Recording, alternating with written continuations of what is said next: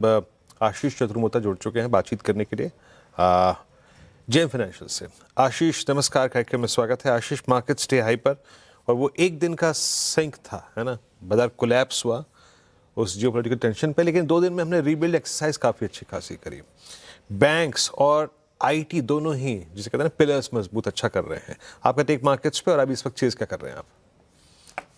Good morning Virendra, good morning अनुज।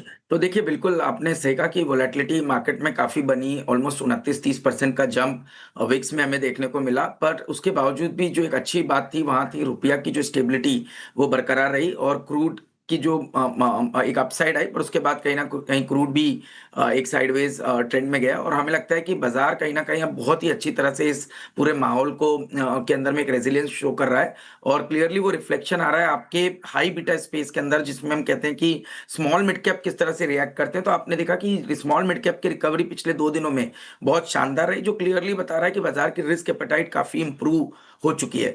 जहां तक के लीडर्स का सवाल है, बिल्कुल आपने सही कहा कि बैंकिंग और आईटी दोनों में अच्छी बढ़त देखने को मिली, बट बैंकिंग और फाइनेंशियल्स, एनबीएफसी की मैं बात करूं तो यहाँ हमारा बहुत ज्यादा एक पॉजिटिव रुझान बना हुआ है। क्योंकि हमें लगता है कि चाहे अगर से हम एनबीएफसी की बात करें तो वहां पर पे हम देख रहे हैं, चाहे चाहे अगर से हम गोल्ड लोन की बात करें या ऑटो फाइनेंशियल्स की बात करें या इवन फॉर दैट मैटर अगर से हम माइक्रो फाइनेंस की बात करें, तो ये एक बहुत साइकिल जो थी वो बहुत प्रेशर में थी। और उसके बाद अब ये स्टॉक्स एक अच्छे वैल्यूएशन पे मिल रहे हैं। जैसे मैं श्रीराम की बात करूं तो 2.2 time 2.3 time price to book पे एक स्टॉक जो 15-16% की आरओई जनरेट कर रहा है, बहुत ही एक प्रॉमिसिंग बेट नजर आता है। उसी तरह से हम देख रहे हैं गोल्ड के अंदर में भी करेक्शन आया, बट मन्नापुरम जो है वो कंटिन्यूसली नए हाई बना रहा है, तो कहीं ना कहीं बाजार बहुत अच्छी रेजिलेंस शो कर रहा है। तो हमें लगता है कि एनबीएफसी जो स्पेस है वो बहुत प्रॉमिसिंग नजर आता है। दूसरा हमें लगता है सीडीएमओ की अपॉर्चुनिटी। तो हमें देखना है कि जहां पर पे ग्लोबल इनोवेटर्स इंडिया के साथ बहुत कंफर्टेबल पोजीशन में आ चुके हैं और हमारे पे उनका भरोसा, चाहे वो आईपी को लेकर के हो चाहे टैलेंट को लेकर के, वो अच्छा है। तो वहां पर लॉन्जिविटी ऑफ अर्निंग्स काफी बनेगी। और वहां हमें लगता है नवीन लाइफ, नवीन फ्लोरिन, साई लाइफ, लॉरस या even for that matter anthem जैसे कई कंपनीज जो हैं वो सीडीएमओ के अंदर में काफी अच्छा काम कर रहे हैं और मार्केट इनको बहुत अच्छी तरह से रिवॉर्ड करता हुआ नजर आ सकता है। ओके, चलिए, तो ये हो गया आपके लिए कुछ स्टॉक्स पर व्यू। आशीष, गुड मॉर्निंग। ये अदानी ग्रुप स्टॉक्स में आज ज़बरदस्त हलचल है, कोई रेडार में है आपके?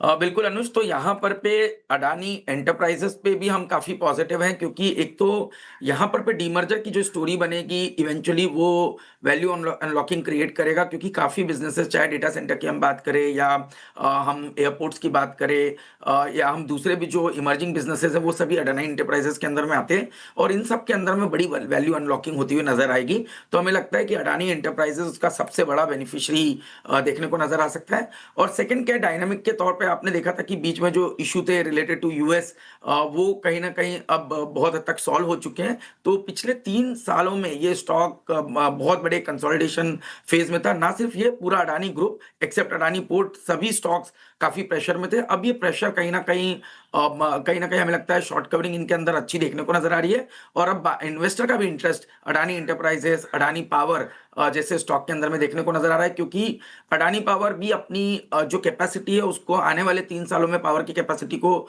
3 से 4 सालों में डबल करने की तैयारी कर रहा है। और थर्मल एक बहुत बड़ा केपेक्स इंटेंसिटी वहां पर पे देखने को नजर आ रही है। तो हमें लगता है कि ये पूरा स्पेस, ये पूरा ग्रुप काफी प्रॉमिसिंग नजर आता है। उसमें अडानी एंटरप्राइजेस, अडानी पोर्ट्स और अडानी पावर, ये 3 स्टॉक हमें काफी पसंद आते हैं। शुक्रिया आशीष इस पूरी बातचीत के लिए, अपने व्यूज़ देने के लिए स्टॉक्स पे और इंडस्ट्रीज पे। अब एक काम करते हैं, चलते हैं